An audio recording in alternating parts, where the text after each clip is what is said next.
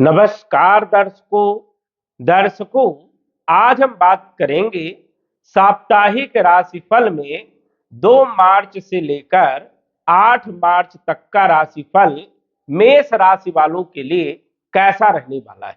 इस सप्ताह कौन कौन से ग्रहों का राशि परिवर्तन होगा, ग्रहों के राशि परिवर्तन से कौन कौन से क्षेत्रों में क्या क्या बदलाव देखने को मिलेगा।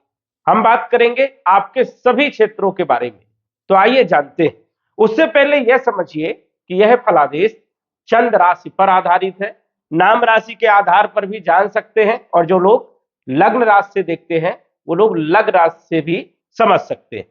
ये जो आपकी कुंडली है 2 मार्च से लेकर 8 मार्च तक ग्रहों की स्थिति सौर मंडल में इस प्रकार से रहने वाली है। राशि परिवर्तन की बात करें तो इस सप्ताह शुक्र 2 तारीख को राशि परिवर्तन करके मीन राशि में शनि के साथ 12वें भाव में गोचर करेंगे, जो कि एकादश भाव में राहु के साथ मंगल बुध सूर्य के साथ गोचर कर रहे थे। अब शनि के साथ शुक्र का गोचर होगा। इस सप्ताह चंद्रमा की यदि हम बात करें तो चंद्रमा कर्क राशि में, सिंह राशि में, कन्या राशि में और तुला राशि में गोचर करते हुए दिखेंगे। तो सबसे पहले हम बात करेंगे चंद्रमा के बारे में, क्योंकि चंद्रमा का फलादेश साप्ताहिक राशिफल में बहुत महत्वपूर्ण माना जाता है। साप्ताहिक राशिफल में या फिर 1-2 दिन के राशिफल में ही चंद्रमा का फलादेश होता है, जबकि चंद्रमा सबसे ज्यादा इंपॉर्टेंट है। चंद्रमा 30 डिग्री गोचर करने में 2.25 दिन का समय लेते हैं, जबकि अन्य ग्रहों की यदि हम बात करें तो सालों साल का समय ले लेते हैं। वही काम चंद्रमा 2.25 दिन में काम कर देता है। मतलब चंद्रमा की जो गति है वो बहुत ज्यादा तीव्र है और चंद्रमा का प्रभाव भी सबसे ज्यादा देखने को मिलता है, क्योंकि चंद्रमा हमारे मन से कनेक्ट है। चंद्रमा मन और मस्तिष्क पर विशेष प्रभाव डालता है। जिस प्रकार सौर मंडल में चंद्रमा का गोचर होगा उसी प्रकार हमारा मन भी काम करेगा, मस्तिष्क भी काम करेगा। आपने अनुभव भी किया होगा कि महीने में कुछ ऐसे दिन होते हैं जो बहुत खराब बीतते हैं। ऐसा क्यों? क्योंकि चंद्रमा कहीं ना कहीं पीड़ित होता है। कुंडली में चंद्रमा यदि पीड़ित है तो मन डिस्टर्ब रहेगा, कामकाज करने में मन नहीं लगेगा, आलस्य आएगी, काम बिगड़ेंगे, गलतियां बहुत ज्यादा होंगी और कहीं ना कहीं जो है शरीर पर भी चंद्रमा का नेगेटिव प्रभाव देखने को मिलता है, जैसे आलस्य आना, काम करने में मन ना हो लगना और स्वास्थ्य ठीक ना रहना, वीकनेस शरीर में देखने को मिलती है। अब चंद्रमा 2 मार्च को कर्क राशि में सुबह 8 बजे तक गोचर करेंगे। यहां पर अच्छी स्थिति है, लेकिन चंद्रमा 2 तारीख को सुबह 8 बजे राशि परिवर्तन करके सिंह राशि में पंचम भाव में आ जाएंगे और पंचम भाव में 2 तारीख को पूरा दिन, 3 तारीख को पूरा दिन यहां पर चंद्रमा रहने वाले हैं। 4 तारीख को 1:46 तक चंद्रमा आपके पंचम भाव में गोचर करेंगे।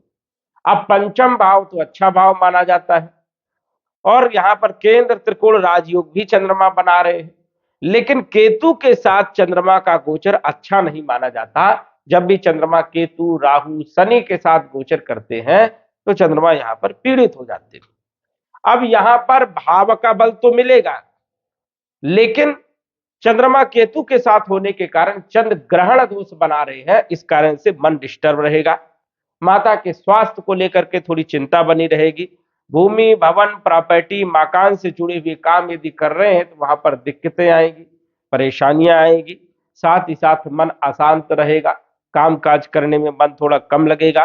पेट से जुड़ी हुई कुछ समस्याएं उत्पन्न हो सकती हैं, खान पान पर विशेष ध्यान रखना है और इस टाइम पर यह ध्यान रखना है कि बाहरी चीजों को अवॉइड करें, अन्यथा जो है परेशानियां उत्पन्न हो सकती है, स्वास्थ्य आपका खराब हो सकता है।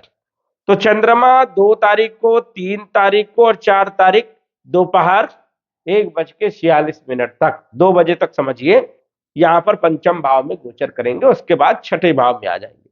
तो छठे भाव में 4 तारीख को दोपहर के बाद कन्या राशि में गोचर करते हुए दिखेंगे। 5 तारीख को भी यहां पर रहेंगे और 6 तारीख को भी पूरा दिन रहेंगे। 6 तारीख को रात्रि के 10:19 में तुला राशि में आएंगे। तो 4 तारीख, 5 तारीख और 6 तारीख को यदि चंद्रमा की बात करें तो यहां पर भी चंद्रमा अच्छे परिणाम नहीं देते, क्योंकि ये छठा भाव। अब यहां पर क्या परेशानियां उत्पन्न हो सकती हैं? शत्रु हावी हो सकते हैं। शत्रु आपकी कुछ गलतियां निकालने का काम करेंगे। ऑफिस में कुछ माहौल खराब हो सकता है, मानसिक टेंशन फिजूल का हो सकता है, कामकाज को लेकर के कहीं ना कहीं चिंता बनी रहेगी, प्रेशर दबाव रहेगा, ऋण को लेकर के, कर्जे को लेकर के भी कुछ न कुछ चिंताएं यहाँ पर देखने को मिलेगी, कंपटीशन को लेकर के या नौकरी को लेकर के भी यहाँ पर चिंता देखने को मिल सकती है 4 तारीख, 5 तारीख और 6 तारीख को। तो यहाँ पर भी आपको विशेष तौर पर ध्यान रखना होगा, क्योंकि छठे भाव में भी चंद्रमा उतने अच्छे परिणाम नहीं देते हैं। स्वास्थ्य पर भी ध्यान रखें और माता के स्वास्थ्य पर, भूमि भवन प्रॉपर्टी मकान इन क्षेत्रों पर भी जो है कहीं ना कहीं जो है कार्यों में बाधा आएगी। देखा जाए तो 6 तारीख को रात्रि 10:19 में चंद्रमा आ जाएंगे तुला राशि में। तो यहां पर 7 तारीख को और 8 तारीख को गोचर करेंगे। 7 तारीख का दिन जो है आपके लिए बढ़िया रहेगा और 8 तारीख का दिन भी आपका बढ़िया रहेगा। प्रॉपर्टी से जुड़े हुए काम कर सकते हैं, स्वास्थ्य अच्छा रहेगा, कॉन्फिडेंस अच्छा रहेगा, भूमि भवन प्रॉपर्टी मकान और वाहन से जुड़े हुए आपके काम बनेंगे, मनोबल अच्छा रहेगा, मन अच्छा रहेगा, कामकाज करने में आपको सफलताएं भी मिलेगी और कहीं ना कहीं जो है जोश जुनून भी बना रहेगा। तो ये समझिए कि पूरे सप्ताह की यदि हम बात करें तो सबसे अच्छा जो दिन आपका रहेगा चंद्रमा के अनुसार से वो 7 तारीख और 8 तारीख का दिन बढ़िया रहेगा कोई भी काम करने के लिए। अन्य ग्रहों का समय कैसा रहेगा और अन्य ग्रह किन क्षेत्रों पर अपना प्रभाव डालेंगे, तो सबसे पहले हम बात करेंगे आपकी राशि के स्वामी मंगल के बारे में। मंगल लगन के भी मालिक है और अष्टम भाव के भी मालिक है, गोचर कर रहे हैं एकादश भाव। अब एकादश भाव में मंगल अच्छे परिणाम तो देते हैं लेकिन राहु के साथ और बुध के साथ यहाँ पर अच्छे परिणाम नहीं देते हैं, इसलिए यहाँ पर जो है मिले जुले परिणाम देखने को मिलेंगे।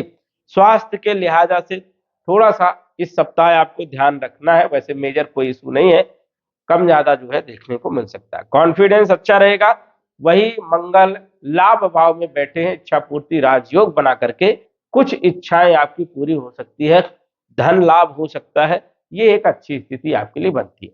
लेकिन राहु मंगल बुध ये एक साथ यहाँ पर बैठे हैं तो कहीं ना कहीं किसी के साथ विवाद, उग्रता, अहंकार, ईगो बढ़ सकता है और यहाँ पर जो है थोड़ा सा विशेष तौर पर ध्यान भी रखना होगा, चोट चपेट लगने की संभावनाएं हो सकती है, तो थोड़ा सा यहाँ पर ध्यान रखना है, वाहन चलाते समय भी सावधानी रखना है और गुस्सा आ सकती है तो यहाँ पर कंट्रोल रखना है। धन के जो मालिक हैं वो है शुक्रदेव, शुक्र धन के भी मालिक हैं और बिजनेस व्यापार पार्टनरशिप वैवाहिक जीवन के भी मालिक हैं।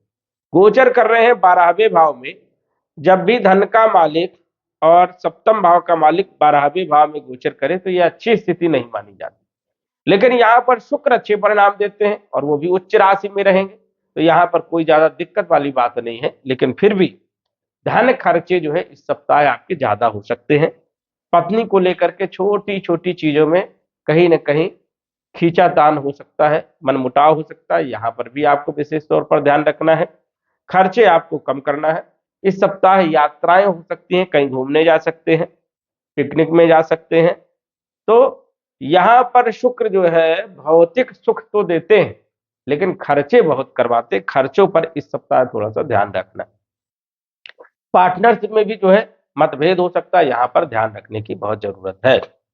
इसके बाद यदि हम चर्चा करें बुध के बारे में, बुध आपके तीसरे भाव के मालिक हैं, छठे भाव के मालिक हैं, गोचर कर रहे हैं एकादश भाव में, अच्छी पोजीशन में है, राहु मित्र है और सूर्य मित्र के साथ गोचर कर रहे हैं, लेकिन यहाँ पर मंगल शत्रु है बुध का, तो यहाँ पर भी थोड़ा सा ध्यान रखना पड़ेगा। यहाँ पर मेजर कोई इशू नहीं है, यात्राएं इस सप्ताह आपकी हो सकती है, भाई बहनों के साथ संबंधों पर थोड़ा ध्यान रखना है, रोग ऋण शत्रुओं को समाप्त करने का काम बुध करेंगे, कंपटीशन में सफलता के लिए प्रयास करेंगे, बुध का सपोर्ट मिलेगा।